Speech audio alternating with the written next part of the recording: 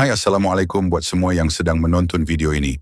Kami di Tukang React mendoakan anda semua dalam keadaan sihat walafiat, dijauhi dari segala bala musibah dan sentiasa dalam lindungan Allah Subhanahu wa Ta'ala. Baik, hari ini kami di Tukang React nak membawakan himpunan klip kanak-kanak Malaysia yang menangis ketika menyaksikan filem Papa Zola, The Movie di Pawagam di Malaysia.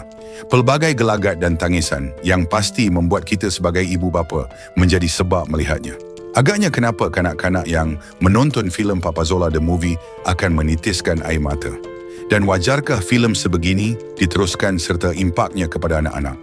Semuanya akan kami simpulkan di akhir video ini. Apa-apa pun, korang boleh support Tukang React dengan cara tekan butang subscribe, tekan loceng dan jangan lupa komen yang baik-baik. Tanpa buang masa, mari sama-sama kita saksikan hingga selesai. Let's go.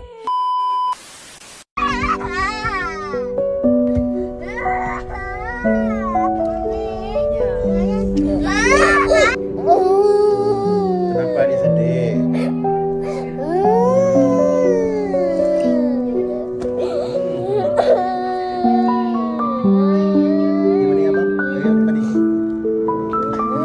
Okey dah. Pergi mandi ya?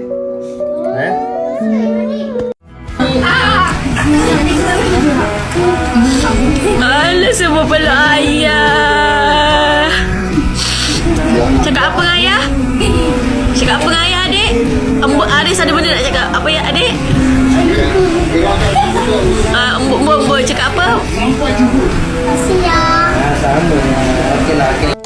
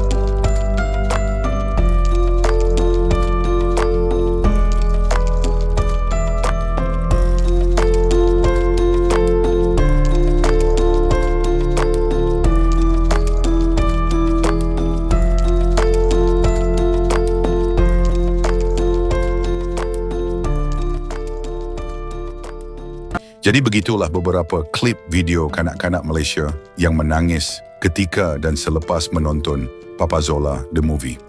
Melalui kajian kami, kanak-kanak adalah usia yang paling tepat untuk mempengaruhi emosi mereka dan paling berkesan untuk jangka panjang. Sebagai contoh, kalau kita sajikan anak dengan movie seram atau hantu, sudah pasti sejak kanak-kanak lagi, mereka akan jadi takut sampailah mereka besar. Impaknya juga terlalu besar, yang mana mereka mudah terbawa-bawa perasaan takut. Perasaan takut dengan gelap akibat terdedah dengan filem-filem horror. Kalau tak dibendung dari awal, ibu bapa terpaksalah menghadap kerenah anak. Tapi sangat berbeza dengan cerita Papa Zola The Movie ni. Ianya cerita kekeluargaan, kasih sayang erat antara anak, ibu dan ayah. Sebab ianya related dengan kehidupan manusia yang sentiasa diberikan ujian untuk memastikan orang tersayang bahagia.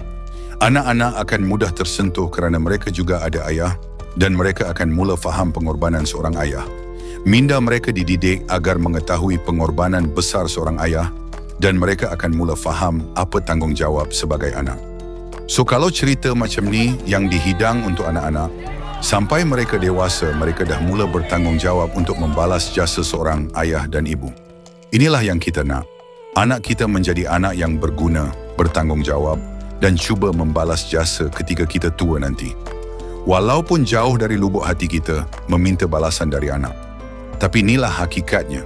Apa yang kita tanam, itulah yang akan kita tuai. Papa Zola muncul 5 kali dalam setahun di Pawagam pun tak apa. Biar anak-anak terus belajar dan berfikir melalui movie. Jadi mungkin itu saja untuk video kali ini. Semoga dapat memberikan sedikit sebanyak manfaat kepada kita semua. Apa yang baik kita ambil dan mana yang buruk kita tinggalkan. Jangan lupa support Tukang Riak dengan cara tekan butang subscribe, tekan loceng agar tidak ketinggalan video seterusnya dan jangan lupa tinggalkan komen. Terima kasih sudah menonton. Kita jumpa lagi di next video. Assalamualaikum. Bye-bye.